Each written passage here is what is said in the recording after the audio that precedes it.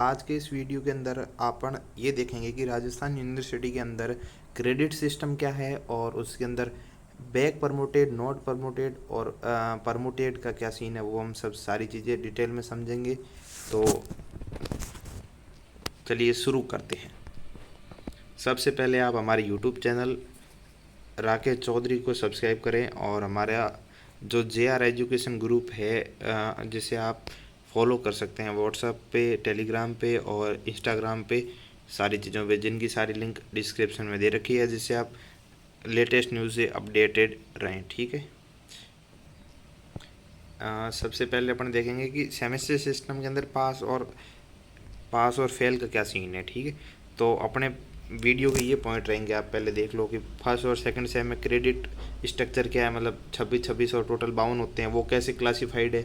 और उसके बाद में हम देखेंगे कोर क्रेडिट का क्या सीन है। अपन बैक प्रमोटेड में दो सीन आते हैं, एक तो होता है 50% टोटल का लाना है, यानी कि 26 क्रेडिट लाने हैं आउट ऑफ 52, और 36 क्रेडिट में से 18 क्रेडिट लाने हैं। तो दो केसेस होते हैं, एक तो कोर क्रेडिट का होता है और एक होता है टोटल क्रेडिट का, वो भी अपन देखेंगे। और फर्स्ट ईयर में फाइनल रिजल्ट कैसे बनता है वो भी देखेंगे, और डायरेक्ट प्रमोटेड कैसे होंगे थर्ड सेमेस्टर के अंदर, और बैक प्रमोटेड कैसे होंगे वो भी देखेंगे, और नॉट प्रमोटेड कौन कौन से स्टूडेंट होंगे वो भी देखेंगे। ठीक है। और स्पेशल केस है कि भाई किसी के, वो बाद में देखेंगे, यहाँ से आपको समझ में नहीं आएगा। और किसी के जैसे कोई एक स्टूडेंट की क्वेरी थी कि मेरे फर्स्ट सेमेस्टर के अंदर 2 बैक आ रखी है, वो भी कोर सब्जेक्ट के अंदर, यानी कि जो मेरे main subject like PCM CBZ, तो उसके अंदर 2 बैक आ रखी है, तो फिर मेरे आगे क्या होगा, तो वो भी अपन देखेंगे। ठीक है। तो इनको आगे देखते हैं पॉइंट बाय पॉइंट। तो देखो, आप फर्स्ट सेमेस्टर होता है ना, उसके अंदर अपने कोर क्रेडिट का क्या सीन है। तो कोर क्रेडिट के अंदर, तो कोर क्रेडिट जैसे किसी भी स्टूडेंट के, जैसे मान लो PCM है, ठीक है, तो PCM है तो उसके अंदर उसकी फिजिक्स, केमिस्ट्री, मैथ्स तीनों कोर सब्जेक्ट है। और किसी के CBZ है तो केमिस्ट्री, बॉटनी और जूलॉजी मेन सब्जेक्ट एड है। तो जो मेन सब्जेक्ट 3 है आपके ग्रेजुएशन में, वो आपके कोर कोर सब्जेक्ट्स है। ठीक है। तो कोर सब्जेक्ट 3 हो गए, फिजिक्स, मैथ्स और जूलॉजी। ठीक है। और पर कोर सब्जेक्ट का 6 क्रेडिट होता है, मतलब एक कोर सब्जेक्ट के 6 क्रेडिट होंगे।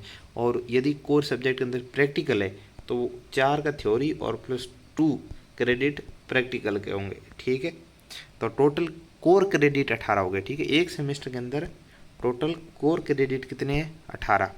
और फिर एक होता है अपने फर्स्ट ईयर के अंदर AEC होता है, एबिलिटी इन्हेंसमेंट कंपलसरी कोर्स, यानी कि जिसके अंदर हिंदी और इंग्लिश पढ़ते हैं अपन। ठीक है। तो हिंदी भी 2 क्रेडिट की और इंग्लिश भी 2 क्रेडिट की, यानी कि टोटल 4 क्रेडिट। ठीक है। उसके बाद में अपन दो चीज़ें और होती है, स्किल इन्हेंसमेंट कोर्स और वैल्यू एडेड कोर्स, VAC और SCC। तो वो भी एक एक सब्जेक्ट होते हैं, उनके भी 2 2 क्रेडिट होते हैं। तो अभी टोटल 4 ये हो गए, 4 ये हो गए, 8 और 18, 8 और 18 हो गया आपके 26। तो टोटल फर्स्ट सेम के अंदर टोटल 7 पेपर होंगे और 26 क्रेडिट होंगे। और यही सिस्टम सेकंड सेम में है। ठीक है। थर्ड सेम में सिस्टम थोड़ा अलग होगा, पर क्रेडिट वो भी 26 ही होंगे। पर अभी फर्स्ट ईयर पे फोकस कर रहे हैं, तो फर्स्ट सेम और सेकंड सेम के अंदर दोनों के अंदर यही पैटर्न होगा, 18 क्रेडिट के कोर सब्जेक्ट्स और AEC के 4 क्रेडिट और SCC के 2 और VAC के 2, यानी टोटल 26 क्रेडिट होंगे। ठीक है। और 26 और 26 कितने हो गए, 52 हो गए। तो देखो आप टोटल टोटल देखो आप, फर्स्ट सेम के 26, सेकंड सेम के 26 और टोटल 52 क्रेडिट। ठीक है। तो अपने कोर क्रेडिट्स 18 है और नॉन कोर 8 है, तो टोटल 26 क्रेडिट है। अब समझते हैं कि प्रमोटेड का क्या रूल है। और जो थर्ड सेम के लिए है ना, मतलब थर्ड सेम में प्रमोट होना आपको, जैसे सेकंड ईयर, थर्ड सेम का मतलब सेकंड ईयर, तो सेकंड ईयर में 3 चीज़ें बनेगी। एक तो आप सीधे प्रमोटेड हो जाओगे, एक यदि आप बैक प्रमोटेड हो गए, और एक नॉट प्रमोटेड। जिनके भाई फर्स्ट सेम के अंदर 26/26 आ रहे हैं, अभी आ जाएगा रिजल्ट आपका, तो उसके 26/26 आ रहे हैं, तो उसके तो कोई टेंशन है ही नहीं। और जिनके 26 में से कम आ रहे, जैसे किसी के एक बैक आ गई तो 20 क्रेडिट हो गई, और किसी के थ्योरी में बैक आ गई तो फिर उसके 22 क्रेडिट हो गए, 4 क्रेडिट कम हो गए। किसी के 2 बैक आ गई, और कोई तो भाई और अल्ट्रा प्रो लेजेंड हो तो उसके 3 कोर सब्जेक्ट में तीनों बैक आ गई, यानी कि उसके 18 तो गए। अभी उसके क्रेडिट कितने बचे, मान लो उसके 8 क्रेडिट आए हैं आउट ऑफ 26। अभी वो भी वो चाहता है कि मैं अभी अभी तो मेरा हो गया जो होना था, अभी मैं अगले सेमेस्टर के अंदर, सेकंड सेमेस्टर के अंदर इतना अच्छा करूँ कि मैं थर्ड सेम में प्रमोट हो जाऊँ। तो उसके लिए एक ही चीज़ है कि जो सेकंड सेम होगा, सेकंड सेमेस्टर के अंदर उसके कोर क्रेडिट, कोर सब्जेक्ट में एक भी बैक नहीं आनी चाहिए, यानी कि कोर में 18/18 आना चाहिए सेकंड में, ठीक है। प्रमोटेड के लिए यही है कि अपने 48 से ज़्यादा, यानी 48 या अपने 52 आउट ऑफ 52 आ गए तो अपन हैं डायरेक्ट प्रमोटेड, ठीक है। और कोर सब्जेक्ट में 18 में 36 में से 36 होने चाहिए, ठीक है, तब तो हो जाएंगे डायरेक्ट प्रमोटेड। और बैक प्रमोटेड में क्या है कि ओवरऑल क्रेडिट अपने कितने होने चाहिए, 26 प्लस होने चाहिए आउट ऑफ 52, यानी कि 50% तो होना चाहिए टोटल का। और कोर क्रेडिट अपने 36 है, 36 का 50% यानी 18, तो 18 से ज़्यादा तो होने चाहिए कोर सब्जेक्ट में। हाँ, 18 से ज़्यादा तो कोर में होने चाहिए और 26 से ज़्यादा होने चाहिए ओवरऑल। तो 26 से ज़्यादा होंगे तब आप पास होंगे, मतलब पास तो क्या, बैक प्रमोटेड होंगे, यानी जो एक बैक वाले पेपर अगले साल दोबारा दे सकोगे, फिर भी आप प्रमोटेड हो जाओगे नेक्स्ट सेम के अंदर, ठीक है। और कुछ पेपर बैक होते हैं उसके अंदर आप पास हो जाओगे, और कई होते हैं नॉट प्रमोटेड, उनके लिए तो फिर रेड अलर्ट ही है, अपना कुछ नहीं होना अब, ठीक है। 26 से कम हो गए टोटल में, फर्स्ट केस। यदि अपने 18 में से कम हो गए कोर में से, तो ये दोनों कंडीशन में से एक, ये ऐसे नहीं है कि ये दोनों में से एक फुलफिल करनी है, दोनों की दोनों करनी है, ठीक है। 18 क्रेडिट आउट ऑफ 36 तो करने ही करने, ये इसमें दिक्कत नहीं आती, इसमें दिक्कत नहीं है, दिक्कत इसमें आती है 36 में से 18। अब लेस देन 18 होते ही, यानी कि 18 का 16 हो गया या 14 हो गया, तो फिर नॉट प्रमोटेड हो जाओगे, ठीक है। तो यही रूल है सबसे खतरनाक। और तो इसलिए मैं सभी से एक ही गुजारिश कर रहा हूँ कि पढ़ाई पे ज़्यादा से ज़्यादा ध्यान दे। और फर्स्ट सेमेस्टर अपना बेकार चला गया, यानी गंदा हुआ है, या फिर पेपर में बैक आ रही है, तो उसको भूल जाओ। अभी ज़्यादा से ज़्यादा मैक्सिमम से मैक्सिमम क्या होगा कि आपके कोर सब्जेक्ट में तीनों में बैक आ जाएगी। क्या हो जाएगी? तीनों में बैक आ गई। तीनों में बैक आई मतलब अपने 18 में से कितने आ रहा है? 18 में से 0 आ रहा है, ठीक है। 18 में से 0 आ रहा है, तो अगले सेमेस्टर में अपन क्या करेंगे, सारे बढ़िया बढ़ के जाएंगे। तो 18 में से 18 आ गए, तो अपन यदि अपने 18 आ गए तो फिर अपन प्रमोटेड हो जाएंगे, मतलब बैक प्रमोटेड हो जाओगे थर्ड सेमेस्टर के अंदर, ठीक है। तो उस चीज़ का ध्यान रखना है। तो अभी देख लो आप, फर्स्ट ईयर में टोटल 52 क्रेडिट है, ठीक है। 52 में से अपन को चाहिए 26 से प्लस, ठीक है। कोर में 18 से ज़्यादा चाहिए, मतलब फर्स्ट और सेकंड सेम में दोनों में कॉम्बाइन का 50% से ज़्यादा होना चाहिए। और जो पेपर में फेल हुए हैं उनके एग्ज़ाम मतलब दोबारा देने पड़ेंगे। जैसे अब किसी के फर्स्ट में बैक आ गई है, तो उस बैक का दोबारा पेपर होगा थर्ड सेम के साथ, ठीक है। जब थर्ड सेम वाले आप पेपर दोगे, तो अपने जो जूनियर होंगे फर्स्ट सेम वाले, तो उनके साथ अपना पेपर देना पड़ेगा, ठीक है। और फर्स्ट और सेकंड दोनों में कोर में बैक है, तो कोर क्रेडिट 6 अर्नों का, ठीक है।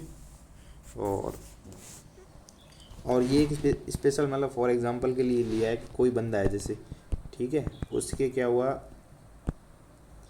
उसके ये हुआ कि भाई मान लो कि उसके बैक आ गई 2 सब्जेक्ट में, फर्स्ट सेम में 2 बैक आ गई, यानी कि 2 कोर सब्जेक्ट्स में आ गई, और वो भी विदाउट प्रैक्टिकल वाले हैं, ठीक है।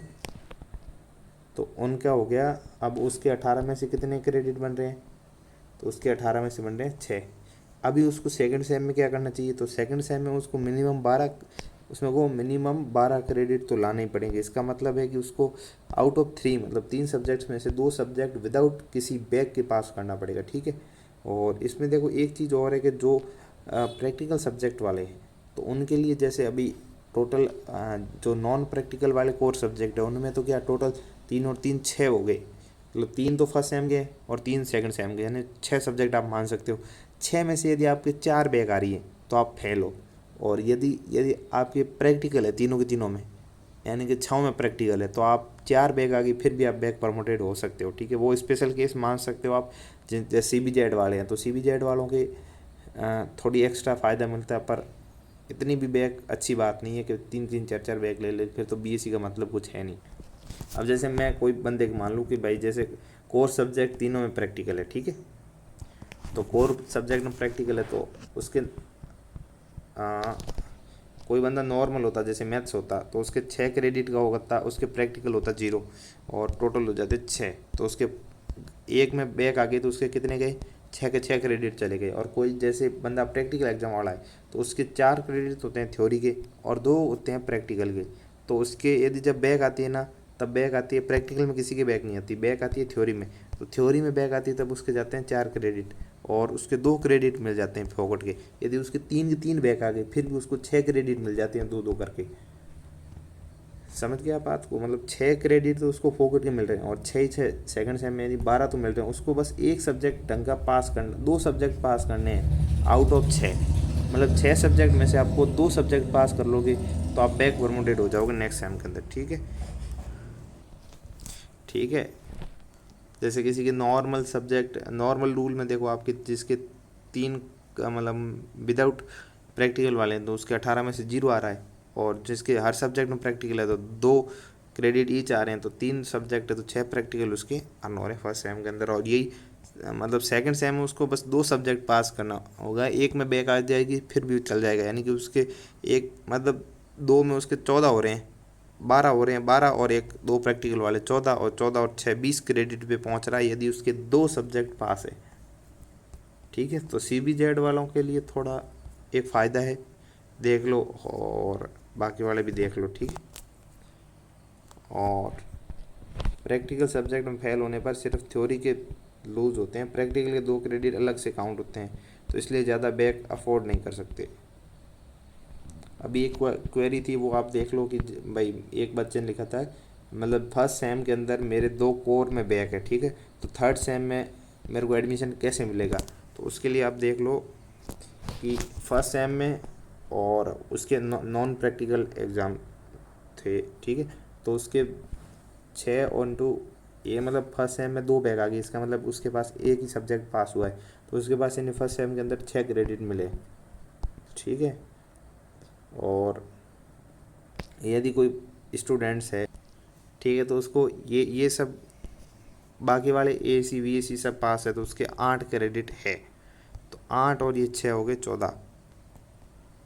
ठीक है, अब इनमें भी बैक ले रहा है तो फिर अलग ही बात है, फिर उसकी बात मैं नहीं कर रहा हूँ। ठीक है, फिर सेकंड सेम में उसको 18 प्लस चाहिए कोर सब्जेक्ट में, और उसके पास अभी कोर में कितने हैं 6, तो उसको 12 और चाहिए, यानी कि 2 बैक उसके 3 में से उसको 2 पेपर क्लियर करने पड़ेंगे। ठीक है, और मैक्सिमम वो 1 बैक अफोर्ड कर सकता है थर्ड सेमेस्टर के अंदर एडमिशन के लिए। ठीक है, तो बस यही वीडियो था, आपको बात कोई समझ में आ गई, कोई डाउट है तो कमेंट कर लो, हम ज़रूर बताएंगे। और हमारे यूट्यूब चैनल को सब्सक्राइब कर दो, और इंस्टाग्राम, टेलीग्राम, व्हाट्सअप सारे ग्रुप है, व्हाट्सअप ग्रुप है जहाँ पे आपको अपनी पर्सनल क्वेरी भेज सकते हो, वहाँ जवाब दे देंगे पर्सनली आपको।